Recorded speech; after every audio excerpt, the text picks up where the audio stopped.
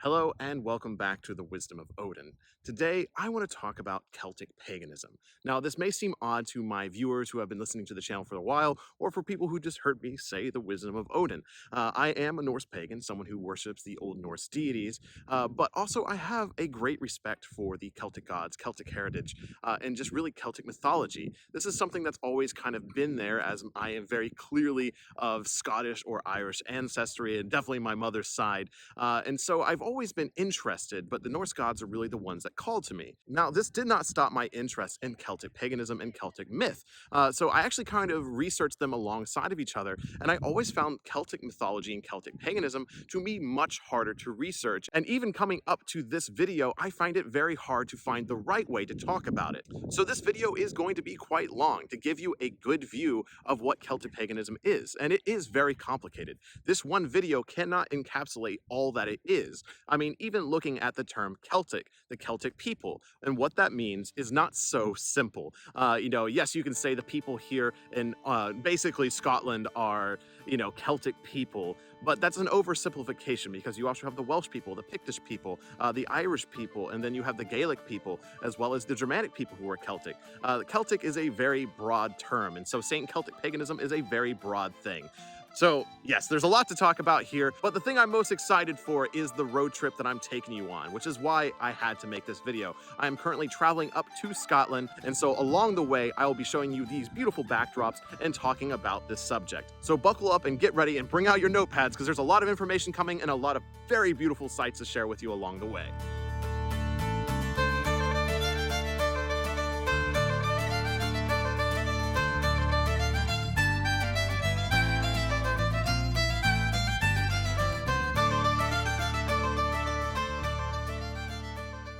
Now, the first thing we need to talk about when it comes to researching Celtic paganism is your primary source materials, or at least the closest thing we have to primary source materials. They're not primary because they're not actually written by Celtic people. They're written by the Romans and the Christians. And so, again, it can just be really difficult to research into Celtic paganism.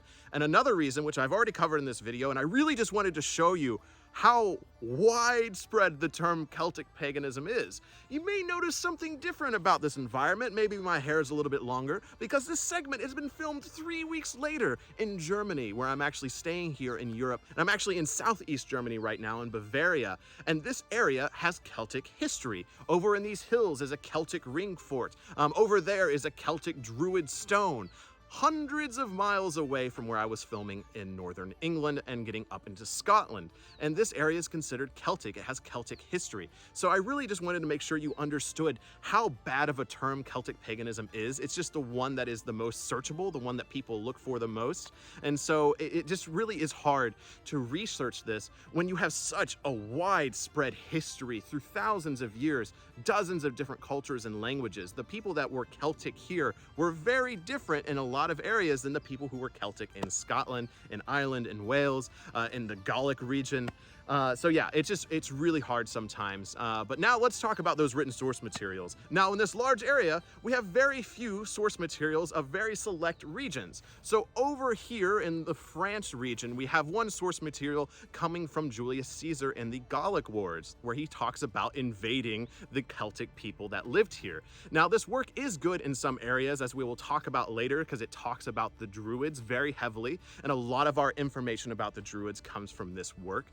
But this work is mostly a slander piece against the Celtic people, and so it can be really hard to determine if what is written is true, because Julius Caesar really focuses on the negative aspects, on the human sacrifice, the animal sacrifice, the blood, the savagery, because he wasn't writing a positive image about the Celtic people. He was writing about a people that Rome was invading. It's also important to note that Julius Caesar most likely never met these people.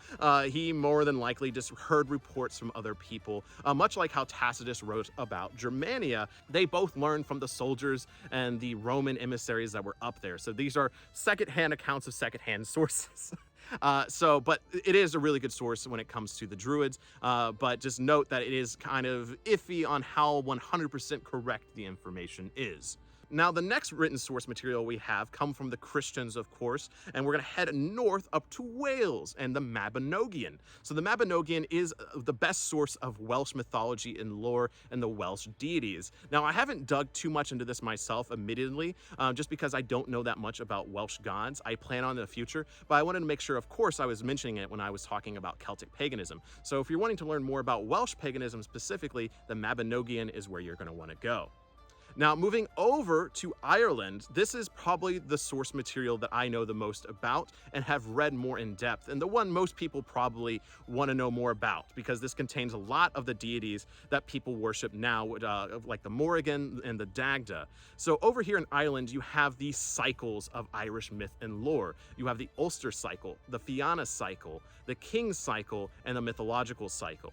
And so all of these cycles came from Christians writing it down, and so of course you have the same problems we come into with the prose and poetic Edda from Norse paganism, is you have Christian influences within these works. Now, having said that, I actually found them very enjoyable. There's a lot of really humorous moments, and every now and then you come across a section, you're like, wait, what? Did you just say that? And so I really enjoyed reading the cycles that come from Irish mythology, and so really recommend them. Now, it can actually be really hard to find these in any kind of store. And when you actually search the Ulster cycle or the Fianna cycle, nothing actually pops up. Usually, you might get a few different books, but nothing that actually says the Ulster cycle. And so the best one I found came from Penguin Classic Books, which was their collection of Irish myths and sagas. And it seemed to have the most written source material that wasn't edited too much by the people that translated it. So I really enjoyed this. I also found it on Kindle, so highly recommend the Penguin Classics translation and edits to the 4 cycles of Irish myth and lore. I will, of course, link all the books I discuss in this video down below so you can check them out yourself. But yeah, other than that, those are your 3 source materials, the 3 main collections of source materials for Celtic paganism.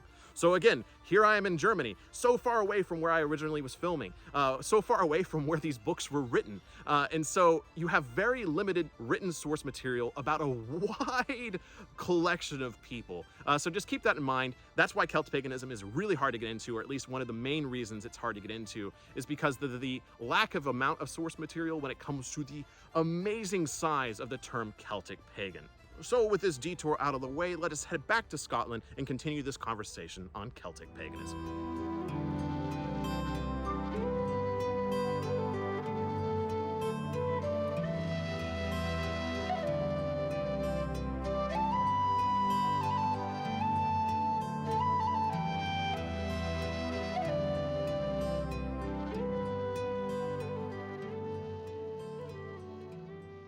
After a long road trip from the north of England, we have finally arrived in Scotland, past Glasgow and into the Highlands region. So this is the first loch you see after Glasgow, and this is Loch Lomond. It is here I want to talk about secondary source materials for you for Celtic paganism.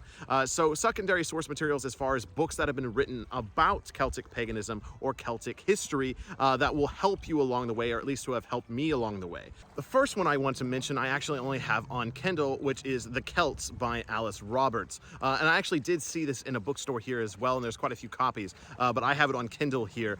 This book is really good. If you want a good history book, a go-to one, and this one I've heard others praise as well, this one is seriously amazing. The Alice Roberts one is the first one that actually made any sense to me when digging through these books. I actually have several back in the States that I have read through, including the Mammoth Book of Celtic Legends, and it just wasn't something that it really clicked with me, and this really is the first book that really made me go, wow, this is really interesting. So seriously, cannot recommend this enough. The Celts by Alice Roberts. It is a good historical look at the Celts overall, and it does have an entire section on the myths and the religion. So again, yes, highly recommend it. Now, these next 2 are actually 2 that we found here while traveling across to England. This was actually what we found in Lindisfarne. So this I've actually seen back in the States. So this is just Celtic Myths and Tales. The author is by... I don't actually see an author on here. I haven't actually read through this, but I have seen it in the States. So this is just one I know you can pick up, and it just has a retelling of different Celtic legends. So if you actually want something that is going to be a little bit more palatable, think Norse Mythology by Neil Gaiman. This one we brought up for fun. It's a horrible histories book on the Celts, and the headline on here is "Get Ahead with a New Sword, Turn Your Enemies into Druid Fluid, and Cutthroat Celts." So it's just little fun, little fun things. Have fun with your religion. Now, this next section in this next book I have to talk about something that I've really struggled with, because I want to make sure that it is fair, but also honest.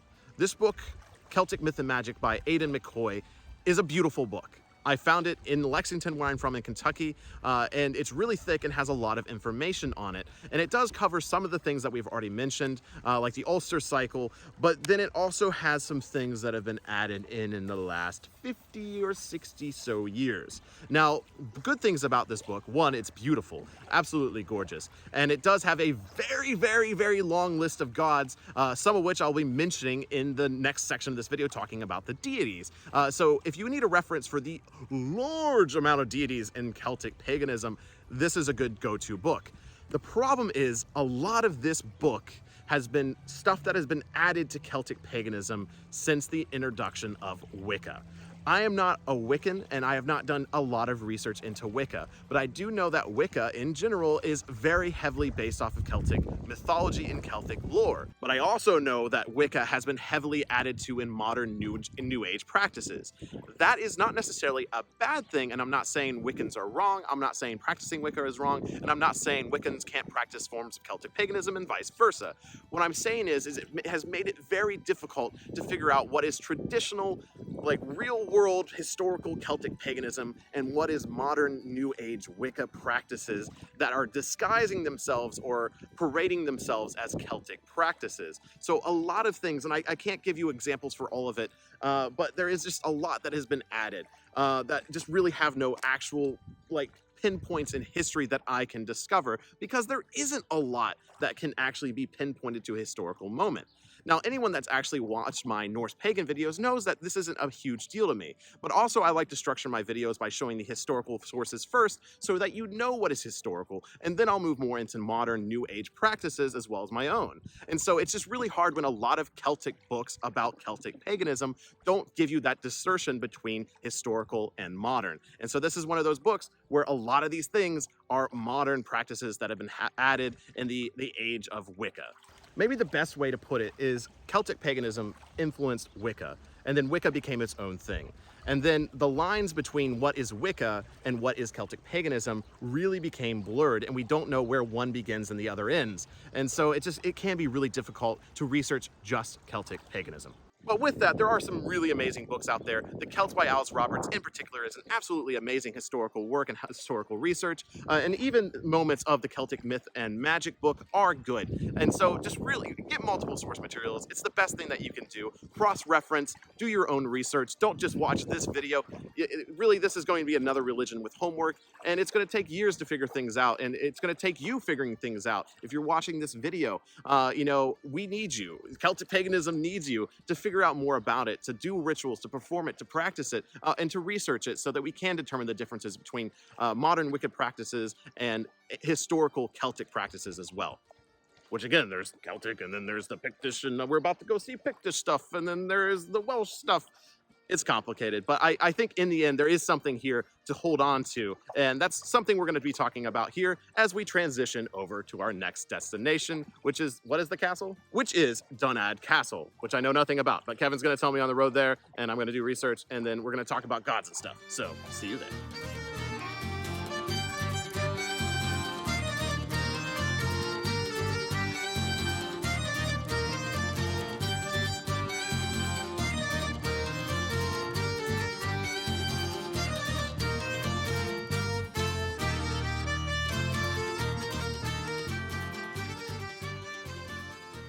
So I want to take a pause from all the information here, because if you're someone getting into Celtic paganism, I want to recommend how I got into Norse paganism.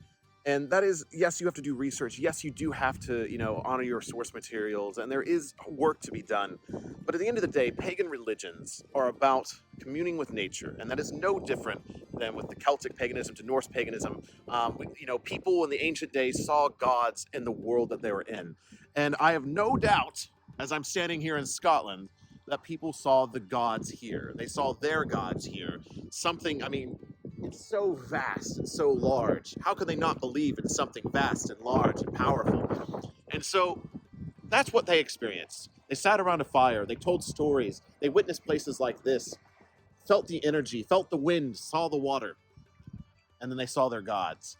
And so if you're wanting to get into Celtic paganism, yes, do your research. But ultimately, you're going to find your gods outside. You're going to find your gods in nature and beautiful places. And it doesn't have to be in Scotland. It doesn't have to be in a mountain.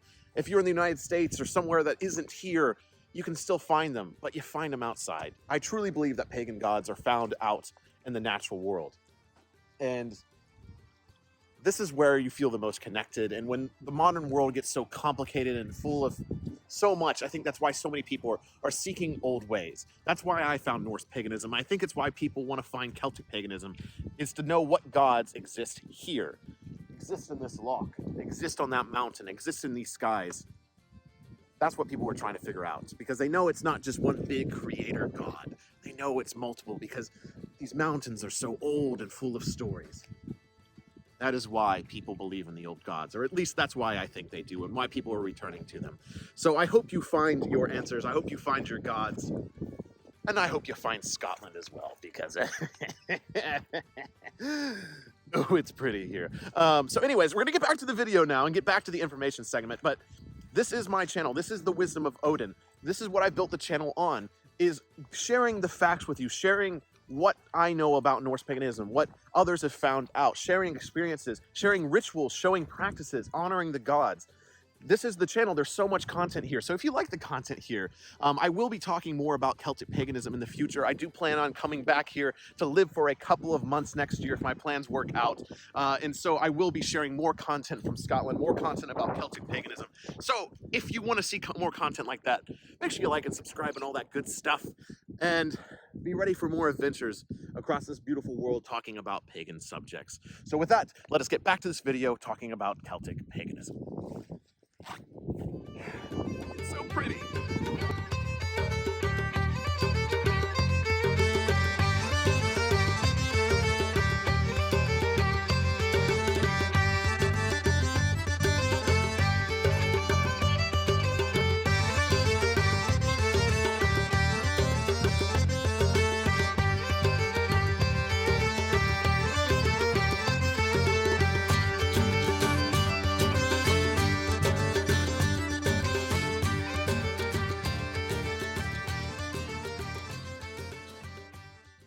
So Kevin and I are currently standing on the top of Fort Dunad. This was the object of our journey here, and very interesting history. Before I talk about the gods, I know I've been teasing you for so long, but history is important, especially if you want to get into paganism. So up here is a 1,500-year history as well as some mystery.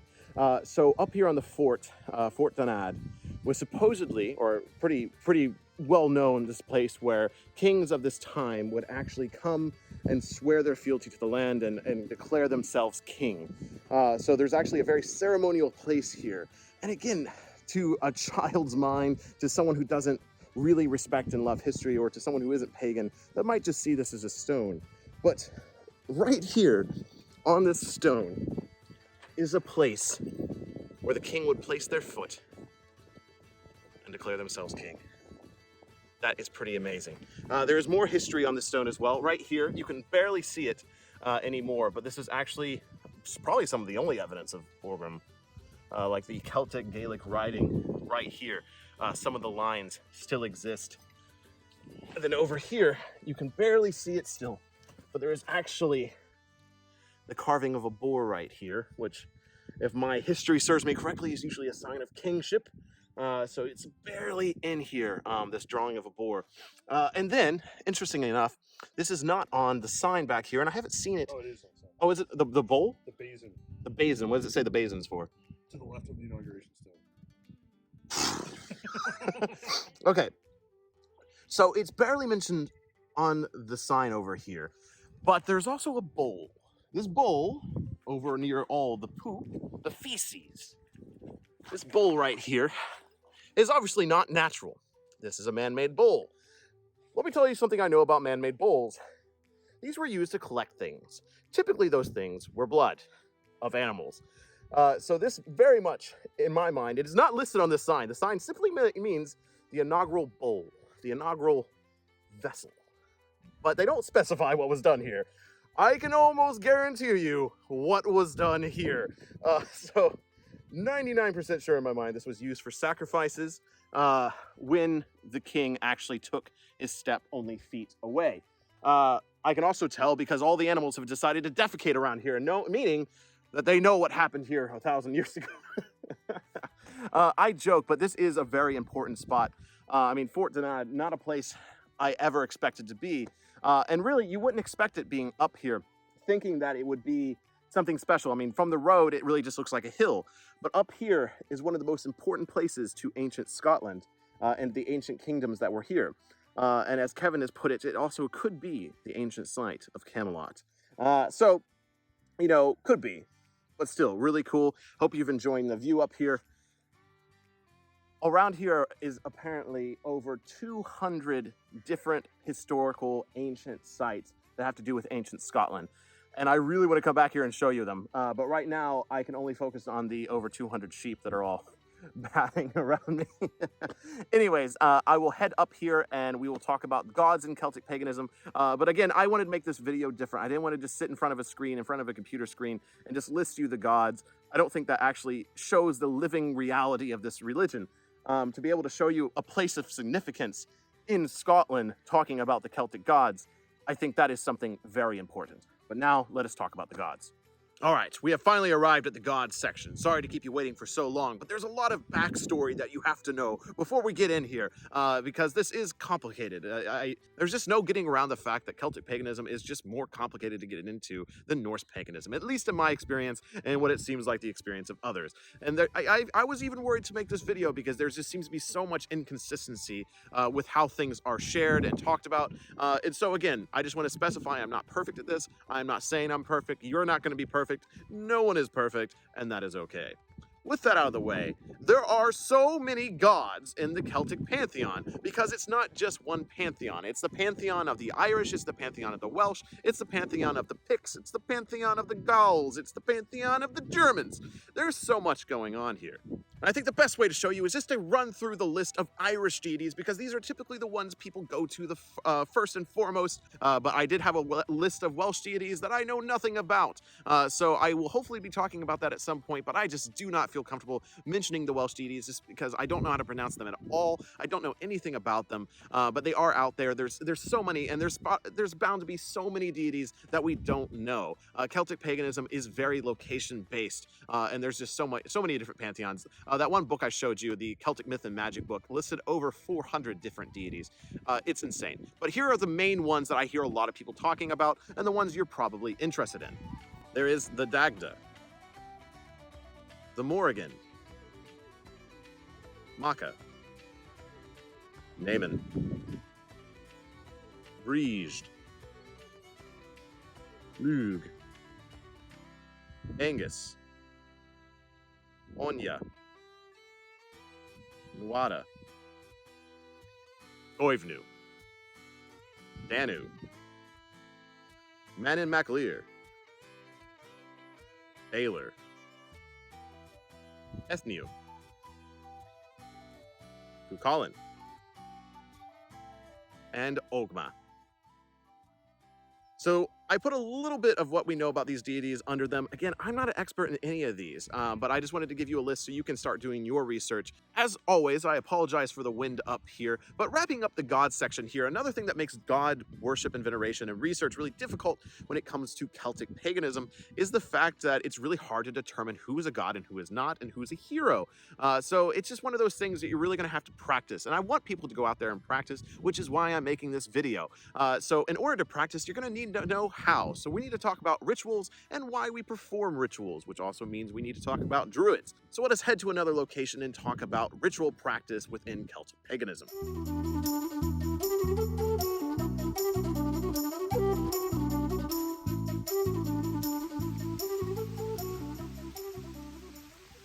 So when talking about rituals and the practices of pagans of the Celtic era, all the different peoples there, it can be quite difficult because much like many pagan practices, nothing was written down. And so we have nothing to really say this is definitively the way people gave offerings, let alone, individuals and groups. Like we know some about the group offerings, some about the holidays and things like that.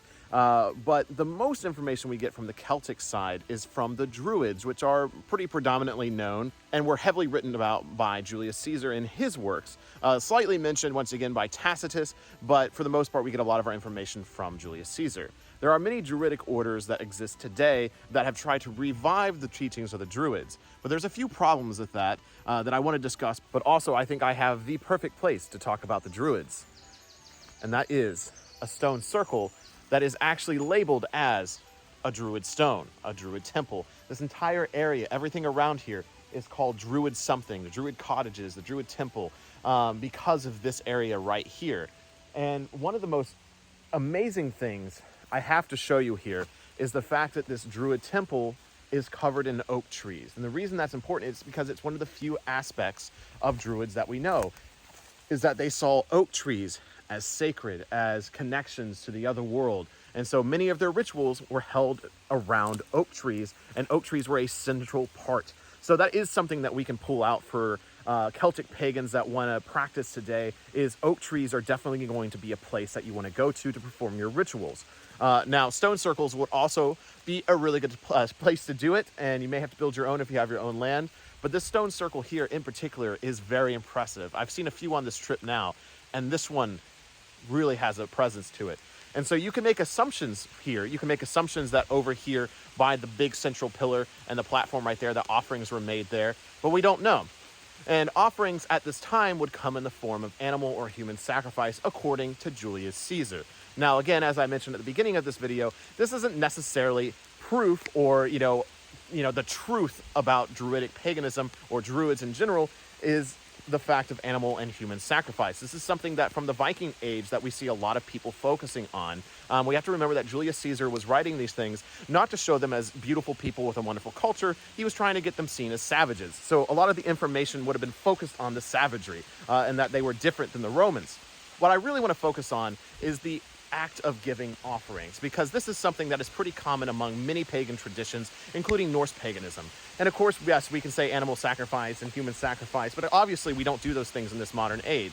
The only thing animal sacrifice, if you do own, like this farmer here, he has his own animals. Obviously, he has to butcher them to get their meat. And so if you have animals that you actually own and you actually run a farm, then animal sacrifice could still be an option. But for the majority of people following this faith today, following Celtic paganism, they're going to give votive offerings, which essentially means offerings that do not kill something in the process. Now, this still can be meat that you buy from a grocery store, but you're not actively killing the animal. You're not actively draining the blood. And this is something that I have seen other places. Actually, in Germany, I was at Druid stones or supposed Druid stones that had cuts in the rock to collect some form of liquid.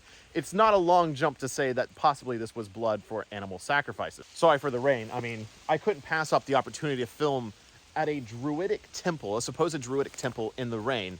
I mean, what an amazing place to talk about this. But looking out here and just seeing it, you can really picture what could have happened. We don't know the details.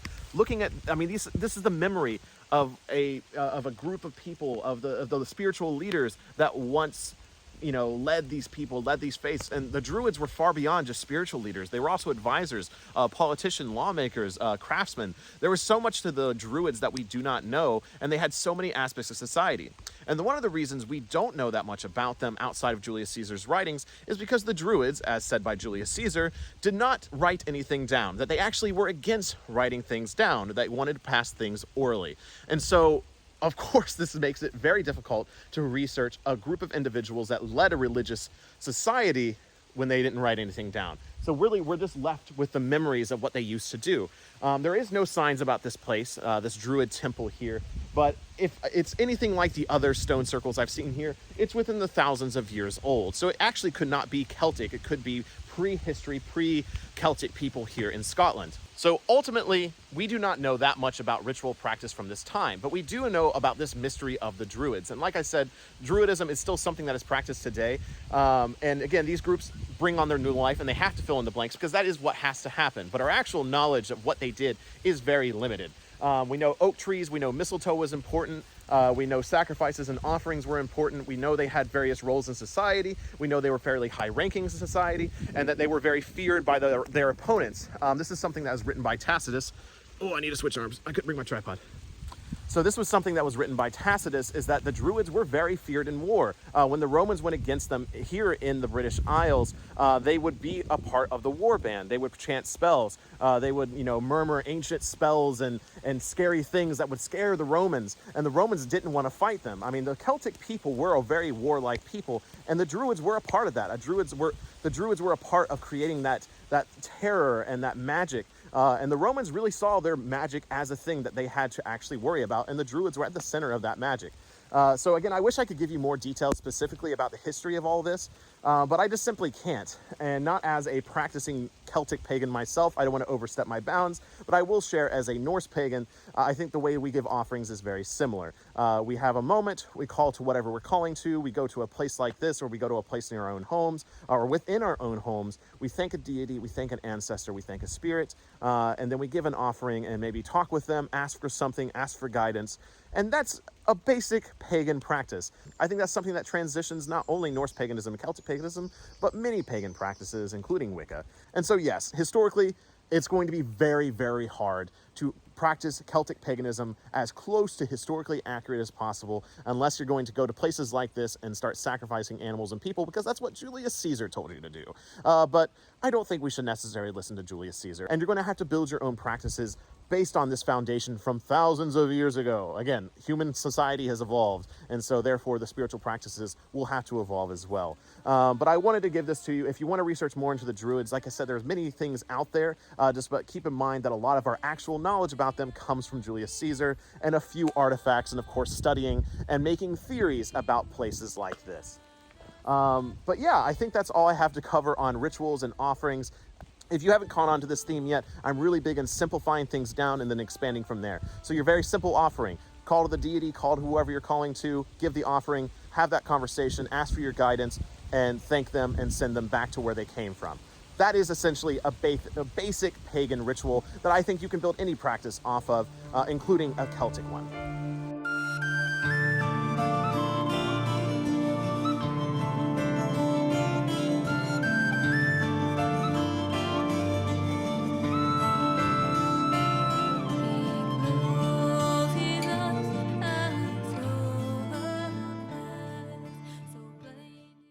So one thing I know a lot of people are going to ask when it comes to Celtic paganism, and the reason I say this is because a lot of people asked it when I got into Norse paganism, and in fact it was one of the first questions I got asked, is if there was any moral code. So Christianity has sinning and not sinning, and and atoning for your sins, and then Norse paganism a little bit has the honor code, and then what is told to us in the Havamal. Sadly, from what I can tell in Celtic paganism and Celtic culture, there really isn't something ancient that is written down. Nothing like the Havamal saying like these are the ways to live by. And again, not at least in the pagan way of life. And the reason I say this is because I would say like Highland culture would be a really good one to look at. Like Highland culture is very entrenched. It has an identity. It has a tradition, and those things more than likely came from a pagan source, from an ancient source. And so a lot of the things that are still held as important to Highland people, to the people that live here now, and to even Highland culture in the last 1,000 years, are things that probably would have been held as important to people in the pagan era. And this spot right here is a good example of that. This is the MacDonald War Memorial, or the massacre here at Glencoe. So the MacDonald clan and its leader and its clansmen were massacred here by the Campbells in the 1600s, and this was erected in the 1800s as a way to remember them. And something we learn from the Norse is the importance of remembrance of your ancestors. And so doing things like this, even though it is Christian, clearly noted from the cross at the top, is still a way culturally to maintain your identity. And again, honoring your ancestors is something that does come from pagan roots, and something we do have evidence of within ancient Celtic beliefs. Because, I mean, I literally last night was at a burial mound, nothing significant that I need to talk about besides the fact that it's 4,500 years old. And so remembering your ancestors and doing things to honor them is something that comes from the ancient past that is carried on into modern tradition. It also helps that the view here at Glencoe is pretty amazing. Also, there's Kevin. Kevin, you finally snuck in the video.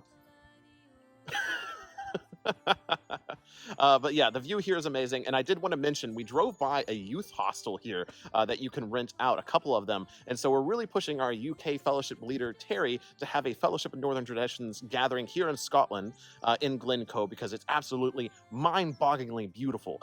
So if you want to join one of our gatherings that we have now in the UK, make sure you check out our Fellowship of Northern Traditions website. And when we do say Northern Traditions, we also mean Norse paganism, Celtic paganism, and Slavic paganism. We're really honoring the gods that have come from Northern Europe. And so Celtic gods have been brought into rituals before in the past. Just recently at the UK gathering we just had here like a week ago, Kevin brought up the god Lugh, which is a Celtic deity. And so it's something we are interested in bringing in our community. While we are primarily focused on the Norse deities, it is something that we are bringing in. So if you're interested in joining us for our gatherings, we will hopefully be having one here in Glencoe, as long as we can make Terry come up this far north. I mean, but seriously, look how beautiful that is.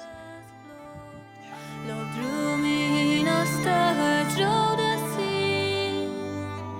Oh, but One of the biggest questions we ask when getting into religion or questioning our nature in the universe is, where do we go when we die? And to a Norse pagan like myself, we believe in things such as Valhalla or Helheim, or just the different halls of the gods. To Christians, heaven and hell, nirvana for others. But for the Celtic pagans, it is a little bit different. So I found a perfect location to talk about the afterlife as well as the life celebrations that they held during the holy days. And that is this barrow. So an actual burial mound that has been hollowed out and has a hollow entrance as well. This is one of the coolest pagan sites I have ever been to in my life. Might be the coolest thing I've ever seen in my life.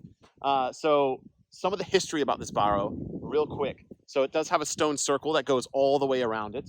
Beautiful vistas around it as well. Inside, so it's over 4,000 years old. Inside was a woman, but the body was not there. It was just the imprint, like the memory of someone. The body had long decayed. But also there was a ceremonial practice to it. So I guess there were thousands of quartz shards found within here, which suggest, according to the sign over here, that this was a very ceremonial religious burial. Now, again, we do not know what deities the people that put this here followed. This is not necessarily a Celtic barrow. This is not necessarily a Celtic pagan thing. This is something from the pre-people, from the people that were here before. And so again, that's one of the things that makes Celtic paganism so difficult, is actually like figuring these things out, because we don't know what deities or what practices were followed here. Let me take you to the top of the barrow, which is allowed. It does say it is allowed, before someone questions me on that. But up here is really the really cool part. So tell me you don't get some serious Skyrim vibes from this. I've never seen this. I've seen several burial mounds across the world, but I've never seen one with an open entrance on the roof like this. Absolutely incredible, amazing, magical. Again, stone circle all the way around. Anyways, let us talk about Celtic paganism, at least European Celtic paganism, what we understand. Hopefully you're getting the gist towards the end of this video here. So burial practices, typically mound, typically given back to the earth. That is where we're going to get a lot of the ideas of the afterlife. But we also get some of those ideas from the Druids that we mentioned in the writings of Julius Caesar. It seems that the Druids promoted and practiced an idea of reincarnation, that giving up a life here meant a life was born elsewhere. So typically that was also in the family line, the ancestral line. And from what I have been able to tell, there is the idea of the other world. So in most religions, there typically is an upper world and a lower world.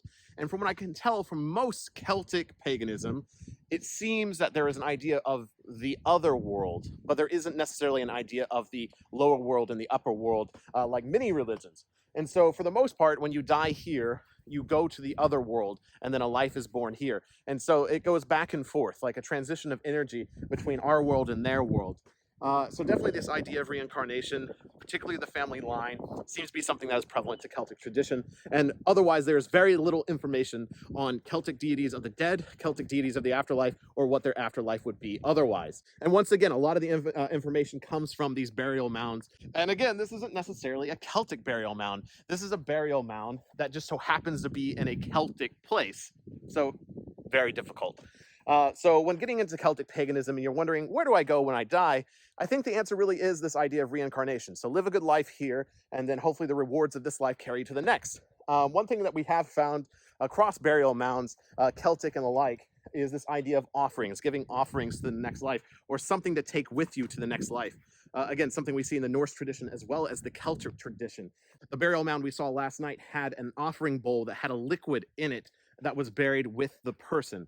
And so this idea of having something to take with you to the next life seems to be something that carries over many cultures and traditions, including in Celtic tradition.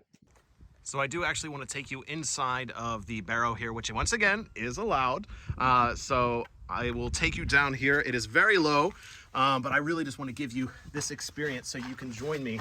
I haven't been in here yet, so it is very low to the ground. But once again, we are allowed to go in here. So let's do it.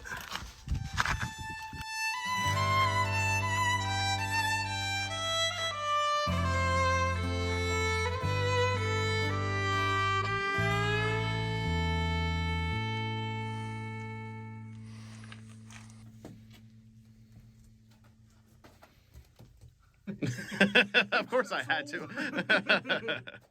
So just because we can come in here and it says that we're allowed according to the rules, doesn't mean that we don't go that extra pagan step.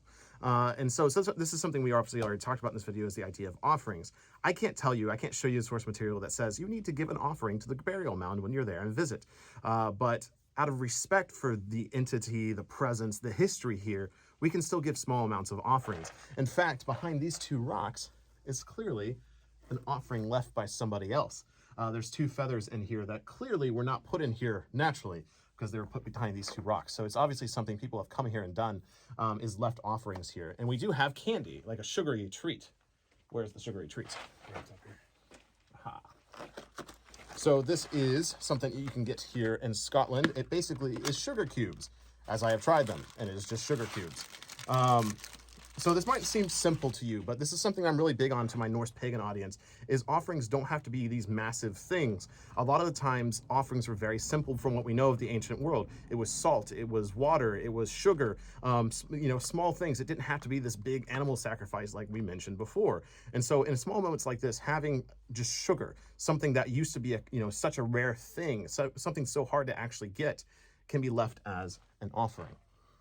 And you might call this UPG, whatever you want to say. But again, giving an offering here doesn't have to be so complicated. Really, it can be standing here in the middle of a barrow or out in nature, wherever you're from, and being thankful and reflecting on who used to live here, the history of these rocks, the history of these stones, the area around here, the mountains, the cows outside, and just enjoying the peace. So to the presence here, to gratitude, to thanks, to whatever God looks over this land, to whoever was buried here, thank you. I hope this small gift of sugar from your homeland, as it stands now, shows my love for the history and what came before. Hail.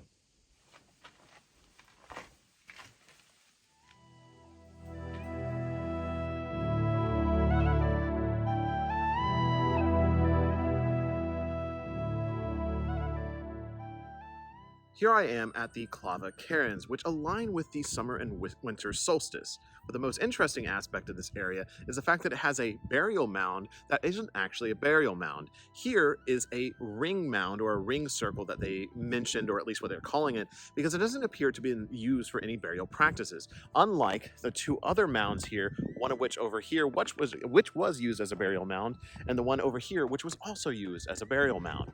So this here in the center, the only thing they can actually guess of what it is a ritual space. And within the center of it, they have detected that there was fires at some point, but no bodies buried. So yes, it could have just been a giant campfire, but more than likely this was used for some kind of ceremonial purposes.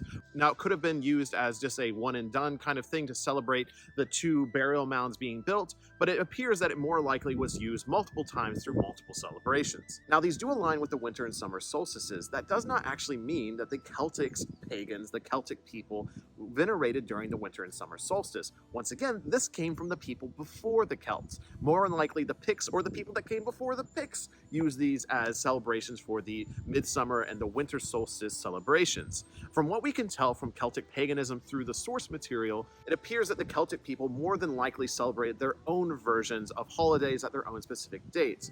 For instance, they would have a beginning of the spring, beginning of the harvest festival, and then they would have an end of the harvest festival, and then 2 festivals in between, rather than celebrating the actual moments of the sun moving around the earth. So the first one being Imbolc, which was the beginning of the harvest that took place roughly around springtime. And then you have another festival, Beltane, which was the really the hard work beginning, the planting season really coming into full swing, and then the fire festival during that celebration as well, where livestock would actually be moved through 2 fires to symbolize, growth and fertility and prosperity. Again, very similar to other pagan celebrations of summer. And then as you approach the end of summer, you have the Lunasa festival, which was the beginning of the harvest season. After that, you have the celebration of Samhain, which happens around October 31st to November 1st, and it is the celebration of the end of the harvest season, and it's also when the veil is the thinnest.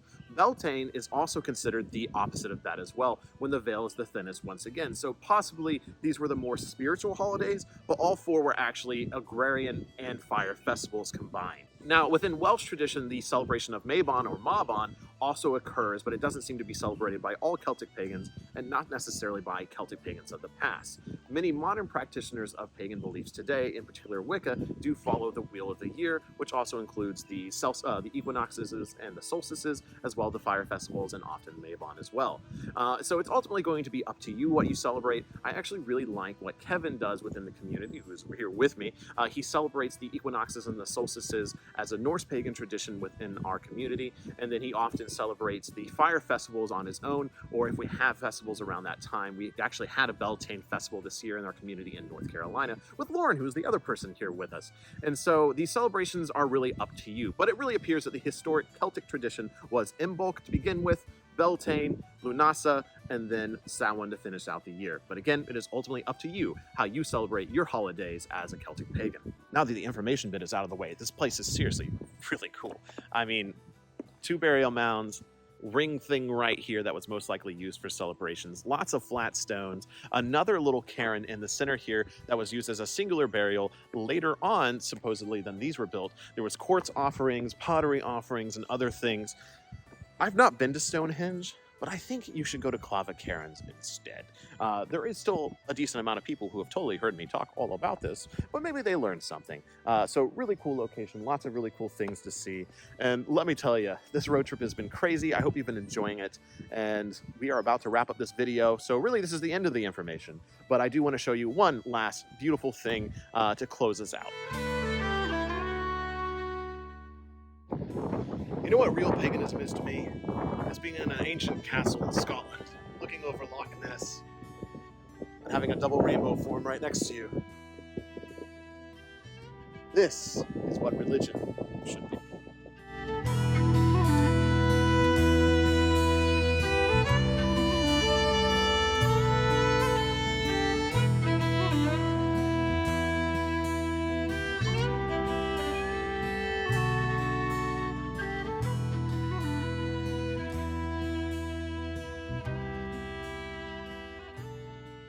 So ending this video in a churchyard might be weird considering we started in a stone circle and traveled to several stone circles and grave mounds, but of all the things we've seen on this journey and in this introduction into Celtic paganism, what is behind me right here is actually the oldest thing we have seen. So behind me here is the oldest tree recorded in Europe.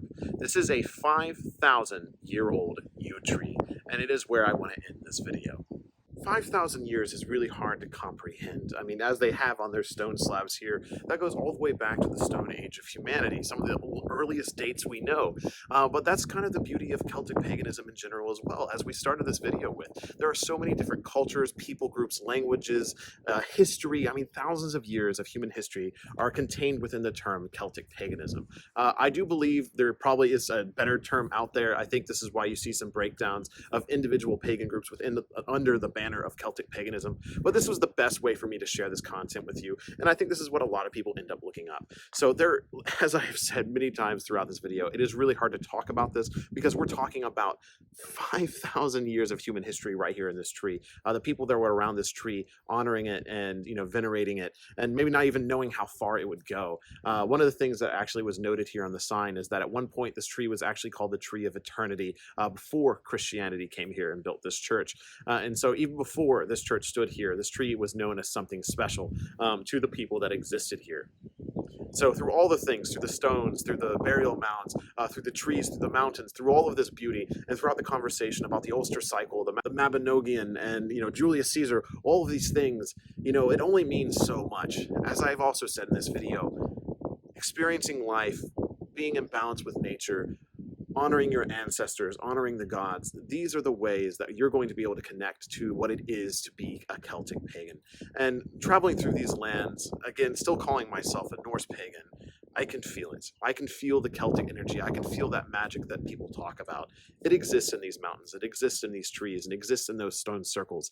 And so that is where you're going to find the Celtic gods. The Celtic way is in nature, in beauty, and maybe even in yourself as you discover more about this beautiful world we live in. So I really hope this video helped you. I really hope this information has given you the starting ground to begin your own practice on. And I'm very excited to explore more about Celtic paganism in the future. So if you want to learn more about Celtic paganism in the future or other pagan subjects, please think about subscribing to this channel. And if you want to see me come to more places like this, this is why I have a Patreon, which is the only reason I'm able to do this, come to these places and share it with you. So if you want to become one of the hundreds of people that support this channel and ensure that I'm able to record this and share it with you, please think about going down below. Other than that, thank you so very much for joining me for this video across this journey across northern England and Scotland. And until the hall, Skull. Well, now you get to be in the end of the video now. Skull. My road trip partners. There's Lauren. She was there part of the time before she got stuck. And there's Kevin. He gave me a lot of information, told me how to pronounce things. So if I was wrong, it's all his fault. And goodbye!